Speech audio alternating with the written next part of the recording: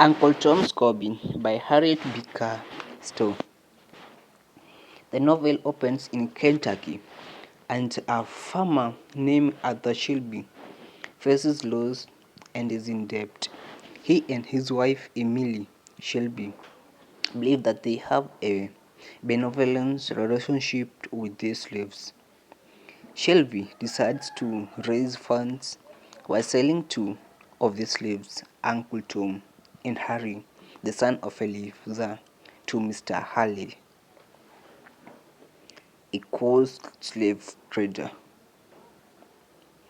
Emily Shelby had promised her maid that her child would never be sold. Emily's son, George Shelby, likes Tom, who is a friend and mentor. Eliza overhears Mr. and Mrs. Shelby discussing selling Tom and Harry. She decides to run away with her son because she fears losing her own surviving child. Eliza departs that night, leaving a note of apology. She makes a dangerous crossing over the ice of the Ohio River to escape. Tom is sold to Mr. Harley, who takes him to a riverbed of Mississippi River, from where he is to be transported to a slave market. Tom meets Eva, an angelic white girl. They became friends. Eva falls into the river and Tom saves her life.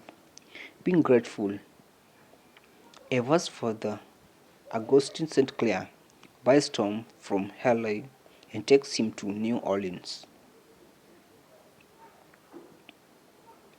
Tom and Eva share about their deep Christian faith. Eliza, during her escape, meets her husband George Harris. They decide to reach Canada, but are tracked by Tom Locker, a slave hunter hired by Mr. Haller. Locker and his men trap Eliza and her family, and George shoots him. Eliza is worried that Locker may die. She convinces George to bring him to a Quaker settlement for treatment.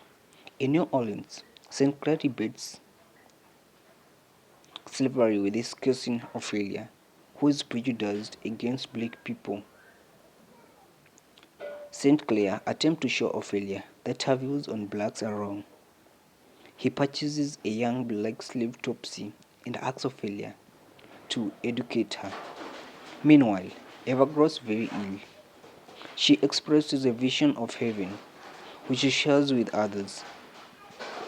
After listening to her, the other characters resolve to change their lives, and Ophelia promises to throw off her prejudices against blood.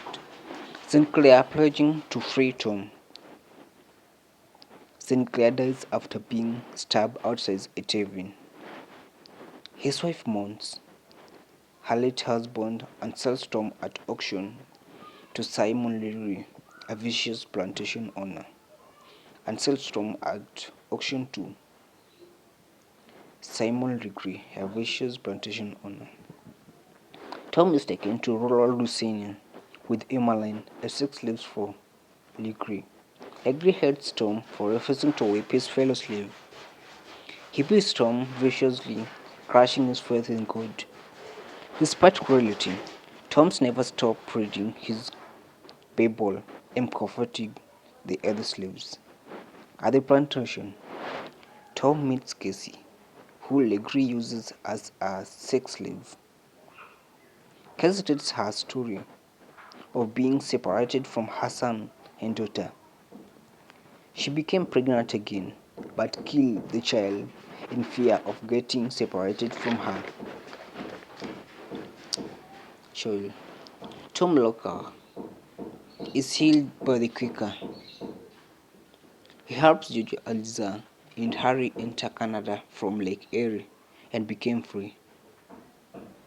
Senior, Uncle Tom is with faith in God and works at the plantation. Has two visions, Jesus and Eva, that renew his Christian faith. He encourages Casey to escape taking Emmeline. Tom refuses to tell Legree where Casey and Emmeline have gone. Legree orders overseers, or you can call them supervisors, to kill Tom. Tom forgives the overseers for beating him. Humbled by Tom, the men became Christians. George Shelby, Arthur Shelby's son, arrives to buy Tom's freedom, but Tom does. On the boat ride, Casey and Emmeline meet George Harris and Madame du Toux moved to Canada. Madame du Toux and George Harris was separated in the childhood. Cassie discovered that Eliza is her daughter, who was sold as a child. The family reunites and they travel to France and Liberia. Joshua returns to Kentucky farm after his father's death. He frees all his slaves. Joshua wants to remember Tom's sacrifice every time they look at his cabin and decides to lead a pious Christian life just as Uncle Tom. Now from the entire chicks, we found that it is only Tom who gets his freedom in death, while other slaves are successfully in Liberia through Canada.